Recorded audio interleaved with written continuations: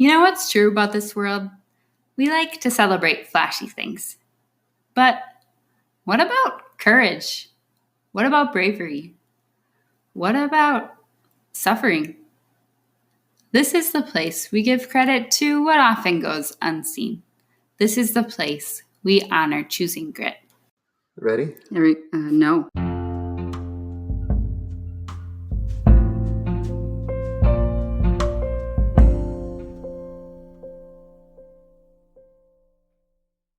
Hey everybody, welcome to I Choose Grit, a space to share our heavy burdens and honor the courage it takes to carry them. I'm Carrie, small town girl turned inner city social worker, and I'm so glad you're here. Quick side note if you're new here and you haven't yet listened to the trailer, the mini episode that I released last week for this podcast, where I'm coming from for this whole episode will make a lot more sense to you if you do that first. So one of my hopes for this season is to give credit to some of those that have been my main supports over the years. And there's no way I can do this without mentioning my family. I can't tell you how much of a blessing it's been for me over the years to know that I have this whole crew of people with a permanent connection to me at all times, whether they like it or not, during the seasons, especially when I felt like my entire life was constantly changing. Besides the wisdom, strength, and constancy of my parents, who I'm not sure I'll ever get on here, one specific way I've experienced this support is through my relationships with my sisters. With one 3 years above me and one 3 years below, the way the two of them have continuously showed up for me when I need it most has been a total saving grace. This is why I'm so happy to introduce you to my younger sister, Bridget, and her husband, Brett, today. Bridget and I have always been deeply present in one another's lives. Fast forward to today, she and Brett are two of my biggest cheerleaders.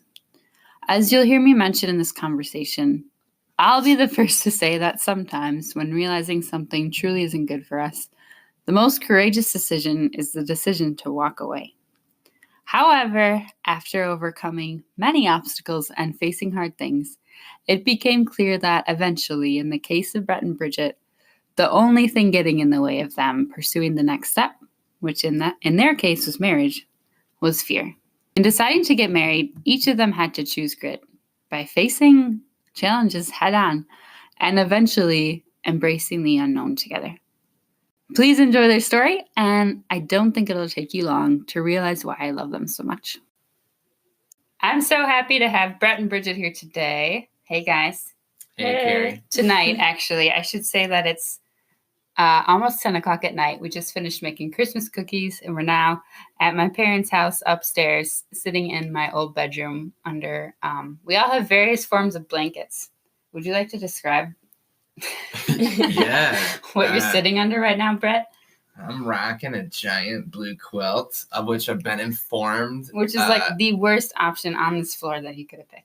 I don't know. I think your options are worse. Well, mine's an actual blanket at least. This is it's like a pretty cover. But yours is itchy. I've been informed my blanket choice is not a blanket, so I don't know if I'm even in the club at this point. It's true. And Bridget's is like 100 years old. It's the best blanket. It's a grandma blanket. You can't beat that. It's consoling. So as both of you know, grit. The definition of grit is courage, resolve, and strength of character. One way that I know both of you have exhibited that, one way I saw that play out in your lives was through the discernment, the entire discernment process of whether or not you two were going to get married. So let's first start out with how you guys met. Freshman year, you both went to UW. Yep, so Brett and I both lived in the same dorm on the same floor freshman year. Shout out to Breeze. Breeze house, second floor, Chatborn Residence Hall. Mm-hmm. I don't know. Is that UW so Madison? We met in our first floor meeting, I guess, but we got to know each other a little bit better. We had a class together, freshman English, and just all the intro fun activities, I guess, is when we started. I remember on the first day of English class, I knew Bridget because we were on the same floor and I'd seen her at her floor meeting. And I remember thinking to myself, please do not sit next to me because I knew she knew who I was. And there were maybe 2 people there because I always got to class super early. And there were a bunch of empty seats. And sure enough, she sat next to me the first day of class. Because I knew. Why wouldn't I sit by someone that I knew? Why did you want her to sit by you? What? I just didn't want to talk to her. Because she's too pretty? Maybe. No. So on the same floor, and then you guys started to hang out a little bit? Yeah, I mean, I think our friend group formed pretty fast with just a group of probably like 5 or 6 girls and 5 or 6 guys on the floor. We ended up getting really lucky. The friends that we made freshman year have wound up being our friends to this day. But I think Brett and I in particular became closer friends than like the group as a whole pretty fast by the end of the first semester. I think first semester freshman year for anyone is just really hard when you're going through all those transitions and making new friends. And Brett was really good to just kind of show me what it was like to have a guy friend. I never really had a friend who was a guy until Brett before dating, that you could just talk about hard things and get his opinion, and it felt really natural and normal. So to you, Bridget, it was just a friendship. Well, at first. And that, when did you start to actually like her, Brett? So I am an avid hunter, a pretty bad one. I sit in a tree for a couple hours every year, and I never see anything. Yeah, how long has it been that you've hunted and have not seen any deer? Well, this is an anomaly because I actually saw a buck this year. I saw one. I saw one. I did not shoot one. It's been 11 years since I last caught a deer. I was 13 years old. Caught a deer? Got a deer. That's why you're not having any success. I have had very little success in a hunting stand, but my biggest success was that's where I realized that I had developed feelings for Bridget. Things that dawn on you when you're in the woods. Was that also when you decided you wanted to do something about it? I think so. I'd say. We became better friends after that, I think. Yeah. It was pretty shortly after winter break that we started being more intentional about making a friendship more than a friendship. And then it just evolved. Yeah. Yep. So let's fast forward to the first time I met you, Brett. Okay. It was initially just a super quick hello, right? So at Bridget's store. You were picking up Bridget to take her home, and I was walking next to her. And I remember you introduced yourself to me, and you gave me a hug. I thought that was wild. We're a hugging family. Yeah, my family is not. I guess I just was excited to see you. You're a hugging person? I don't know. We're not like super. I think you were the first family member I ever met, if I remember right. Yeah. Probably. Yeah. I think so. Yep. But then the big meet with our entire family, was that? Not our entire family. Okay. Well, the first time we really hung out was when you came. You guys decided to come for some reason. Oh, Dad recruited me for sure because for the St. Patrick's Day party. Yeah, he called me. So our family is very Irish. So they had for a while like an annual party where they invited people from our community growing up to come. And so they knew that I bartended for a couple summers at a golf course. And the type of people going to that party, they decided my dad he really wanted me to actually bartend. And your ultimatum was you would come if you could bring Brett. Yeah, I think so. I didn't want to be, I don't remember if it was an ultimatum, but I think I wanted to see him over because it was over spring break. Yeah. So we both had time, and it seemed like a good time for him to see where I grew up and meet Mom and Dad. Yep. And not leave me alone at this St. Patrick's Day party. This isn't a typical family get together. This was a raucous event. Yeah, and I remember that was around that was the first year that I got sick, right? Second year. I'd moved home and transferred at that point. Mm-hmm. Okay. So anyways, it wasn't in a great place. And so I was like kind of dreading this party coming up because I'm a college student and all these people are going to want to know why I moved home and I don't want to talk about my life right now. So I remember being very relieved that you guys were coming to the party as well. I'm like, okay, I'll go to this party and hang out at home if they're going to be there too. And Brett, what was that like for you? It was a lot. I remember I pronounced your last name wrong when I said hello to your dad for the first time. So that was a bad start. Yeah. But then he proceeded to call Dad by Mr. Schuessler instead of Tom for the next basically 3 years. Probably, at least. Until we were engaged, maybe. Minimum. I was extremely nervous. I was very anxious to meet the family. I wanted to make a good impression. Yeah. And that kind of is like I think that's a little bit of a symbol of where you guys were at, figuring out if you were comfortable with each other, etc.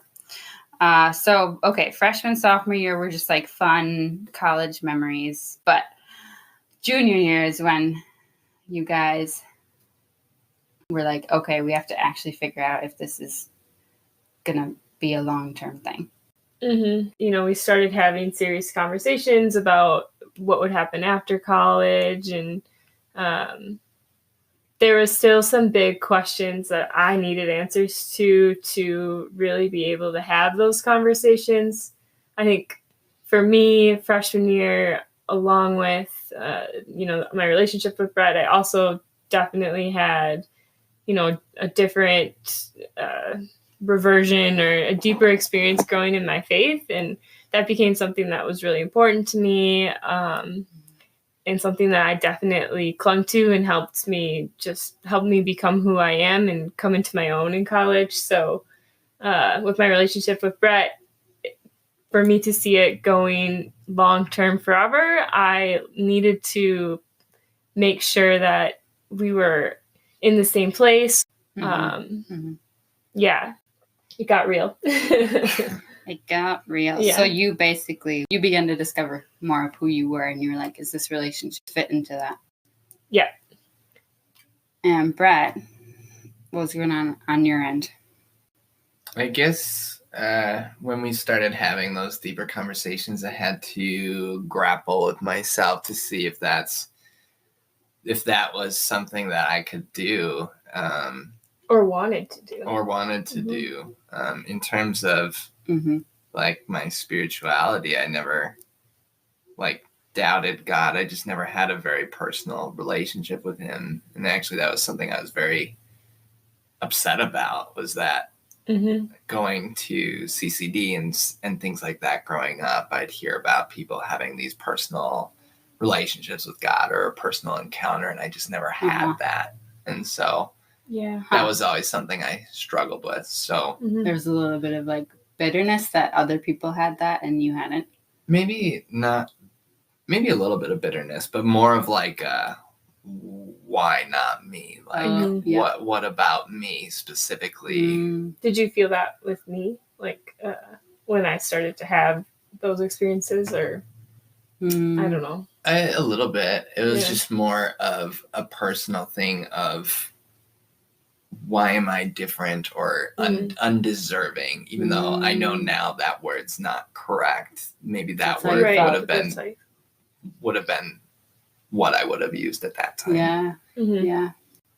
And I think, the other piece to that is I felt like experiences or like wounds that you had in your past were kind of preventing you from, I don't know, like wanting to run to God with them. And maybe I'm processing this wrong, but for me, it felt like some of the harder things that you'd went through, you were trying to figure out on your own, or just like feeling like you could handle them when it was coming up a lot, like wounds are resurfacing. And when things are getting serious, it became evident to me that I wanted you to experience like the type of healing that I had felt in the past. Yeah, I think that's definitely true. I think one of the things about going through something is a lot of the times, if you're going through it, you try to tell yourself how the situation is, or that you can handle the situation to the point where you think you have a handle on it when in actuality you don't. Mm-hmm. And sometimes it takes a friend or a close relationship of some sort to be the person to really explain it in a way that the situation is truly. And I think I needed Bridget to be there to help me walk through that, in that she could see I was struggling with it. Mm-hmm. Whereas if we hadn't had those conversations, I would have tried to tell myself I was fine when in actuality I wasn't. Mm-hmm. Yeah. And so I kind of said, I think that you should try going to confession. I think that it's a scary thing maybe if you haven't gone in a long time, but I mean, it's definitely worth a shot to see if that was the type of healing that you needed. Yeah. Yeah. So confession is a Catholic thing. If there's anyone out there that is confused about that, essentially it's this experience of coming before a priest and sharing, well, whatever's on your heart really, but you were suggesting, Bridget, that Brett come and share these things that he was really wrestling with that were getting in the way of your relationship, because you felt like that experience of then receiving forgiveness, I think you wanted him to experience healing in that way. Yeah. And I think she realized correctly that by doing that, I would sort of let go of the things I was holding on to that were holding our relationship back. Right. Yep. Like it was the experience that would allow you to bury those things. Right. Yeah. So then, did you do it? I did go, and I remember being extremely nervous as I was in line waiting. And finally I went in, and I went before the priest, who is sitting there in terms of Jesus, technically, as the sacrament goes. And I sort of unloaded all the things that I was struggling with. I had sort of felt like at the time that I'd felt a hand on my shoulder and hearing the words in my head that "you're okay, son." And that was a really powerful experience for me. And I knew at that time that I could just let go of the things that I had been holding on to. And I didn't realize how big of a burden it was afterwards. I mean, I remember shaking for a while afterwards, and I was just relieved. Wow. That's super beautiful. So then how did that change your relationship? I think it allowed me to move past some things, but I still wasn't comfortable in terms of speaking about my faith necessarily, or really not having the desire to seek it further than where I was at. If I think anything about myself, I'm very anxious to try new things that I'm not comfortable with, or that's not in my comfort zone. And so, although I had that experience, really reaching out and exploring a spirituality was a new experience for me and very difficult for me to want to grapple with. And so that was still the area that we still had to move past if our relationship was going to move forward. Yeah, there was definitely just the other piece of college and just life that I was starting to really lean on a community to help me get through, like when school is really stressful, or like figuring out what to do in the summer, or just all those type of big questions. And the way that I was really like staying healthy and having, limited anxiety by having his support in a community. And I just wanted him to have what I had, especially in a community of guys. Yep. So Brett, you had this experience that it sounds like changed a lot in you, obviously, about your whole perspective towards faith, but you still were not sure if you wanted to enter fully into the communal side of things. I felt like I was growing I just didn't necessarily know if I fit into the community fully. Yep. So then this winter retreat came around eventually. Mm-hmm. And how were your feelings towards that, Brett? Bridget loves to tell this story, so I'll let her tell. No. Well, I think that I know retreats were something that I really liked and just had really strong experiences on. And so I wanted to experience that with you. And we'd kind of talked about retreats in the past, and it wasn't something that you wanted to do, and I respected that. But it got to a point where I just wanted you to try it. And then if you didn't like it, I wouldn't push the subject, but I just knew that it's something that is so different. It's something you've never done before. And that was the reason why you had some hesitancy towards it. So I just gave you a little bit of a push to get you to sign up. Is how I would word it. Is that how you experienced it, Brett? A little push? It was a big push. Almost an ultimatum. It was an ultimatum. It was a very clear, go on this winter retreat or we're done. No, it wasn't. That was the confession thing, was more like that, but not winter retreat. Okay, so anyways, You went, you dragged your feet, but you went, and then something happened, something changed. Yeah, I think what happened is I got lucky in that I was placed with a group of guys that were just, I thought, really cool. I mean, they were guys who believed the same things that I believed, and it shaped who they were. They let it shape the type of people they were and the type of people they wanted to be. But they were also guys just like me. I mean, they loved watching football games. They talked about sports, talked about movies. They were just normal guys. And I think it took me meeting people at that retreat and realizing these guys are just guys, but they also care about something deeper, for me to realize that was something I could do. It sounds really stupid, but yeah, and wanted to do. It sounds dumb, not thinking that people who go on retreats or are in Bible studies are not normal people, but that's... I think that's totally legitimate and something a lot of people feel, though. And I think that makes total sense, that it was when you felt like you related to them on a strictly human level. Like, oh, these people have similar interests to me, and they have a life as a whole, and that, like, their faith shapes who they are, and that doesn't mean that they are like aliens. Yeah, they're not weird. They're just people. And it took me going on this retreat to maybe realize that, and realize that you could do both. Yeah. And should do both. Praise the Lord.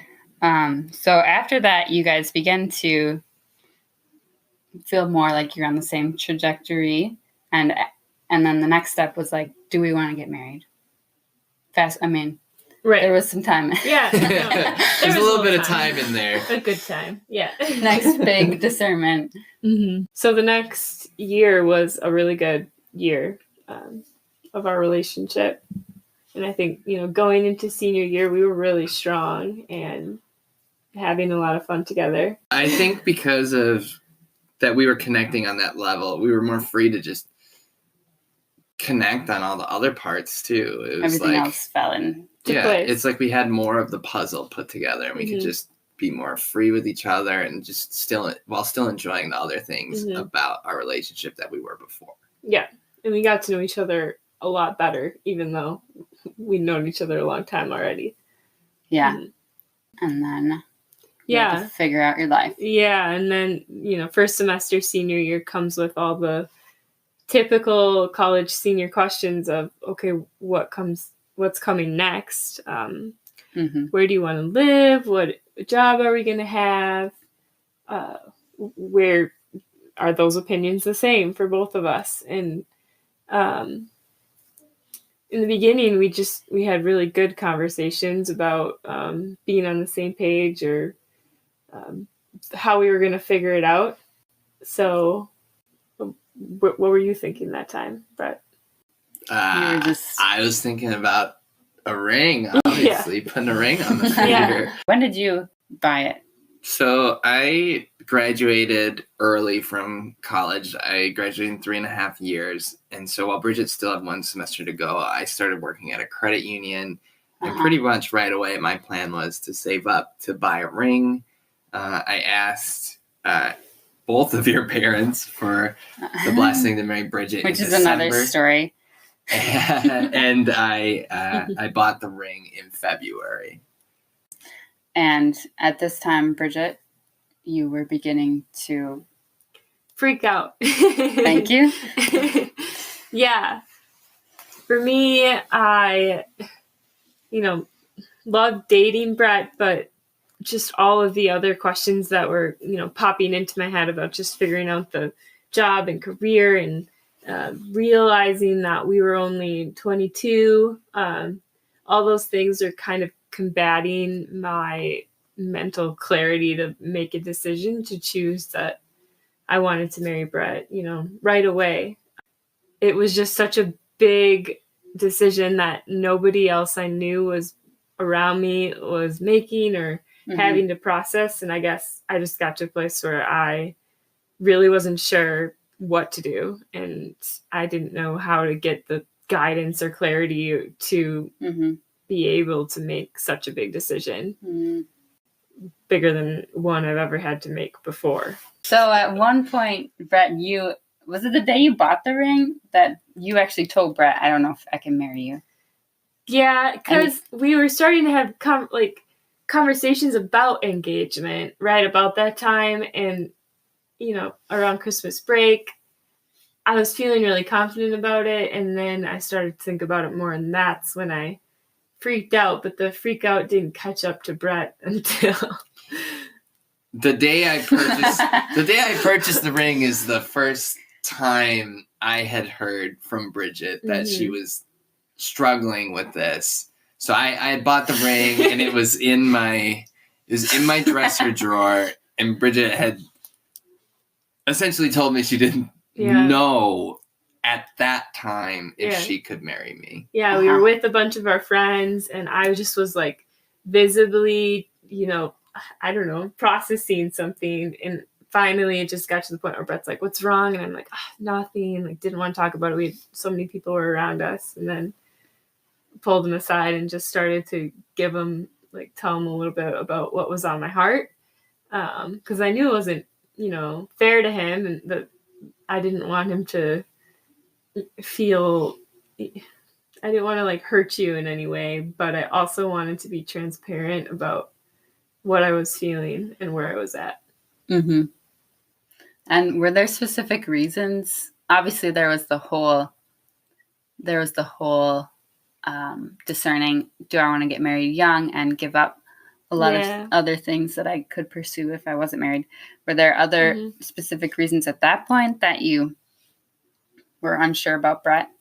I couldn't, I think it's just the unknown was more, there wasn't a certain thing about who he was. I just was scared about what I was going to be in 5 years, and if that person was still meant to be with Brett. Just things that where I was in my life, I was changing so much all the time.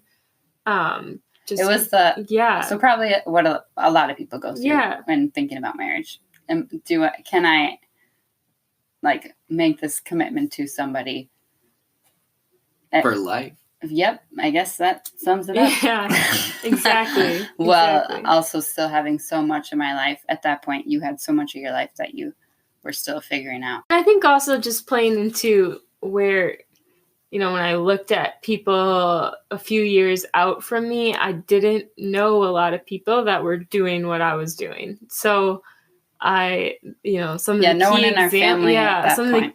Some of the key examples in my life were my siblings, and they all chose to try something different after college. Well, at least Molly and Carrie and Jack. And Joe. All of them. Yeah. Live somewhere different and choose an adventurous job to just try it out because you can, and that's kind of where my mind was at, is this is the time where I should do something like that. And it's okay. Like, when else would I do it? And if I would settle down with Brett, how does that fit in, or should it? Yeah, I guess a lot of our older siblings were quote unquote very successful too. So I know that there's a certain pressure in our family that plays into everything, not an intentional pressure, but whatever. Basically, you concluded that you wanted to marry him. What changed? Well, at first, so this was like a several month long, most of spring semester, senior year. And at first, I think I just started praying a lot about it, but also like turning to the closest people in my life and talking it through with them. I think like my college roommate can attest that I literally probably talked about it. She went through every moment and every feeling I had with me. Shout out to Carrie. You rock. Yeah. But I think it was just a journey that I had to go on. And I think it, like, where I finally made the choice and didn't turn back was going on a silent retreat. And I think that was because I had so much just going on that I needed like a few days to just sort it out in my brain without talking to anyone else. Like, I had tried all the ways of external processing and it didn't work. And I think what I really needed was to just like sit with myself and not like think about what other people's advice was to me or what other people would do in my situation, but to really like listen to what I was supposed to do. And and then,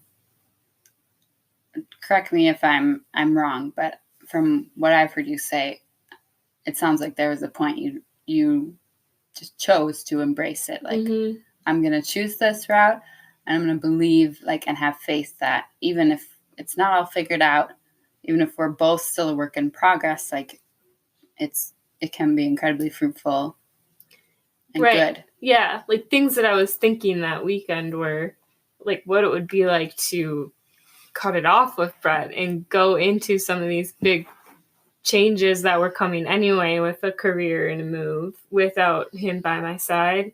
And of course I'd thought of that before, but I think that I finally felt like peace in my heart that I needed him to be there with me. And that just totally trumped any fear I had about what he would be like in the future, or what I would be like in the future. And I just finally came to realize that like we've already grown a lot together in the last couple of years, and that I like trusted that we were going to continue to grow in that unknown versus grow apart, in that I had to like surrender having to have control over every little detail or know every little detail. Yeah, that's really beautiful. So then eventually you guys got engaged. And April 8th. April 8th. April 8th. And I know based on what you've shared and based on what I saw, something visibly changed in your relationship after that. And then I think the decision being made was just so huge. It was another one of those like big load off your shoulder moments where that was just so much pressure and stress on me, and so much just like pain and uncertainty for Brett. There was no uncertainty for me. The one thing I was sure like during that time, you were in an air like the uncertainty was my uncertainty, like put on you. You knew you wanted it, but you were like, Bridget. Yeah, you're in a position of uncertainty. I was. The only thing I really felt was, again, like that feeling of worthiness that I had always kind of dealt with in my life in terms of I knew that I was going to marry Bridget, and I was at peace with that, and her uneasiness brought back some of those old pains that I think I had dealt with. And I mean, we made it through to the end. We supported each other the entire time, I'd like to think. And I think I knew that it was hurting you. I knew it wasn't easy for you. So that really, pained me to think that I was hurting you by because you loved what him I a was lot. putting you through. But at the same time, I just really didn't want to put you in a place where I said yes. And then later down the road, we cut things off. That scared me even more. So I really just wanted to be sure in my decision so that we could. And then once you guys made the decision, the doubts, they totally just were gone. It's almost like Bridget experienced like a freedom afterwards that just allowed us to be joyful. Yeah. That's a good way of putting it. And I remember visibly seeing that change in your relationship. Like, I remember when you guys called me after you got engaged, I was super happy. I had really grown to love Brett, and I was like, I would hate the pain that it would cause him, like if he got cut out of our family.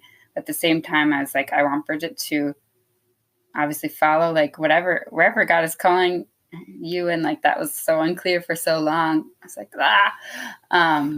but then just witnessing you guys in that engagement phase, it was clear that something was different, mostly on your part, Bridget. I was like, she does love Brett, and it was evident you wanted to marry him. Good. I'm glad. Well, before that, it was so unclear. Anything else you want to share about your story? I mean, that was over 2 years ago. We're now almost married 2 years. What do you think, Bridget? Yeah. It's, all the fears that I had have definitely all been kicked to the curb, and it's the best journey ever. Surprises me every day. I'd say, I guess we've done a lot of growing together, and a lot of it has been from the support of the other one. And I think what I've kind of learned from this process is just a lot of times you just can't be afraid to start or to try or to do something that you're afraid of. That anxiety or that fear is not a reason for you not to go for it, especially if you've discerned and it feels right. Exactly. I think that's important, because I think there is a big difference between feeling afraid of something and something genuinely not being good for you, or genuinely being called to something else. Like, there might be a lot of seniors in college. This is coming a little bit from personal experience as well, because I'm someone who didn't get married right out of college. But there might be a lot of people who do make the decision, I'm going to go do something else, and I need to learn more about myself before I settle down. And that is actually what's best for them. But you two both had concluded, I feel a deep peace about this. This is what I want for my life. Absolutely. A little testament on my end of your relationship. But like I mentioned, the first year that you guys had started dating was when my health was still, it's still a mess, but everything was. So you were, Bridget, a junior. We figured out a junior in high school when I first got sick. Right. Yeah. So by your freshman year, when you had met, it had been 2 years, but it was still you didn't know what was happening. I didn't know a lot. I had gotten a chronic migraine diagnosis. I didn't know Lyme's kind of. Yeah, I didn't know a lot about the roots. It was still something that I thought was going to go away quickly, soon. So it's interesting to think about during the trajectory of your relationship, how you guys have become so much more of a support to me. Basically, I'm glad you guys decided to get married. Because there's not that many people that I can be like, these people are in my corner all the time. And your decision to get married, I think, has really played into that, because the two of you guys together, since you've made that commitment, especially to each other, I don't know, you are more of a force and a blessing. And to see you, Brett, like become someone who's so genuinely compassionate. Like I've been blessed by your growth into who you are. And I love you guys. And we love you. We love you back. Thanks for being here. We need to go to bed now because it's 11 o'clock. Wow. Okay. Good night. Yes. Good night, everyone. Love you, Carrie. Love the show.